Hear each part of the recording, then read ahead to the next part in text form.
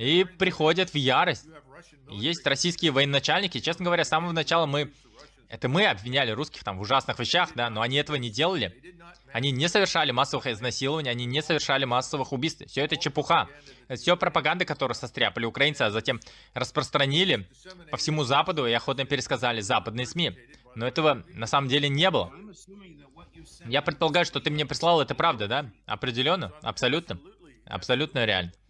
Thoughts on a tweet that was recently tweeted out by, of all people, Elon Musk.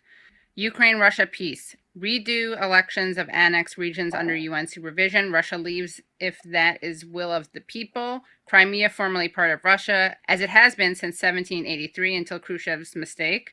Water supply to Crimea assured. Ukraine remains neutral. And of course, he's been very attacked over this. But what are your thoughts on that plan?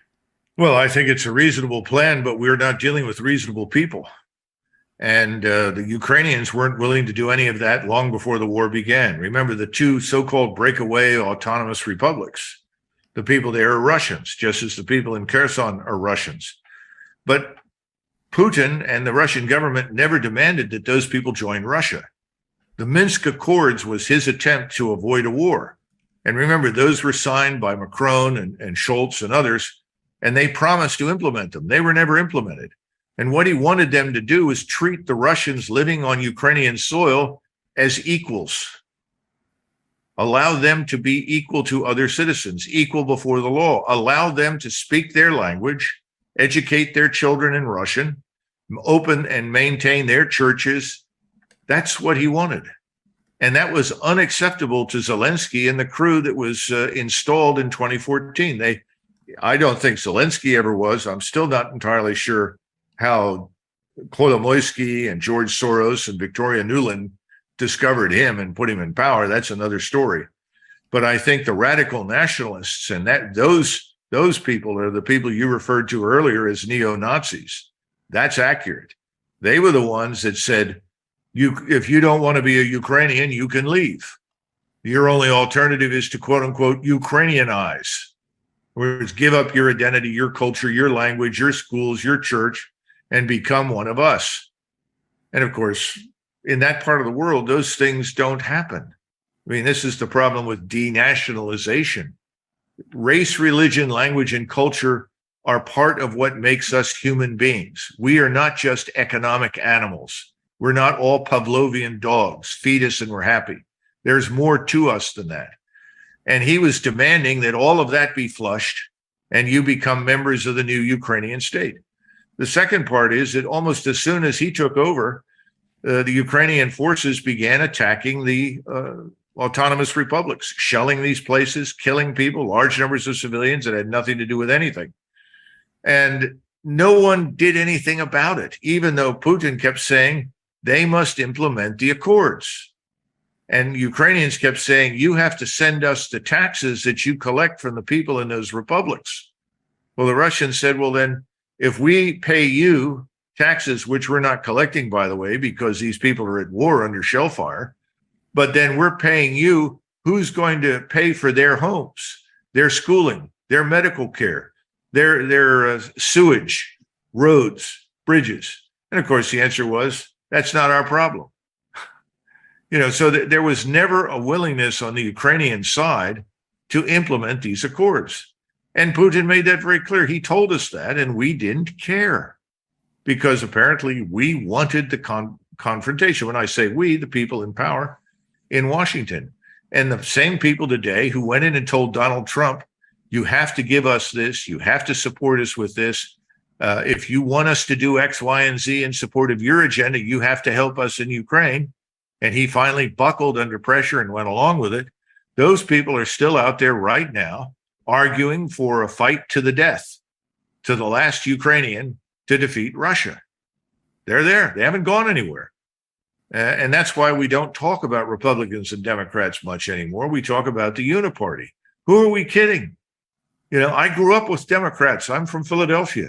Democrats I grew up with were great people, great Americans. They would never sign on for any of this. I don't know what they're talking about. So I don't think it's Democrats and Republicans anymore. I think it is this uniparty that is enriching itself on a scale that I don't think we've ever seen in American history. I mean, how did Liz Cheney go from being worth 7 billion to being worth over 40 million in the space of 2 terms, or what is it, 3 terms, 6 years? It's insane. I mean, how is that possible? Well, we know how it's possible. The system doesn't work. It's corrupt.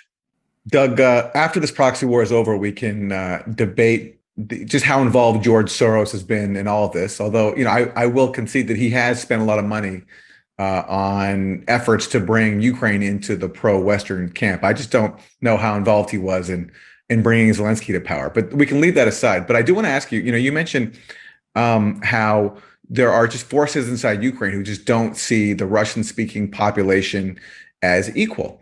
And, you know, a major force that represents this is, of course, the Azov Battalion, which for years, it's been openly acknowledged. You can read about it in the New York Times, that they're openly neo-Nazi. Congress in 2018 banned any U.S. assistance to Azov. But all of a sudden, since the February invasion, it's like all that recent history is forgotten. And now in the New York Times, you'll see headlines like this one, which talks about commanders of Azov who were freed under a prisoner swap having an emotional reunion with their families, and no mention at all anymore in the Times of what they used to report, that Azov is neo-Nazi. And I'm just wondering your response to all that, seeing just the contrast before the invasion and afterward, how the U.S. has treated a neo-Nazi paramilitary group that it once banned assistance to.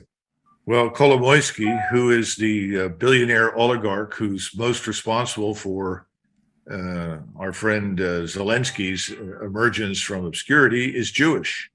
He is the #1 funder of all the neo-Nazi organizations and formations. Makes no sense to me. I can't conceive of that, frankly, but that's the case. I think that at this stage, if the globalists want to win, they'll use anything and anyone to win. That includes neo-Nazis. It includes blowing up pipelines. It includes sanctions. It includes anything that they can find. No stone will be left unturned. And by the way, you mentioned Soros. Well, you mentioned Soros, there are people telling me that he's practically the shadow NSA. That may well be the case. He's a violent Putin hater. And of course, just as he is persona non grata in Russia, he's also persona non grata in Israel because he's a well-known Israel hater. So it's a very strange set of circumstances for which there is no easy explanation. But war is like that.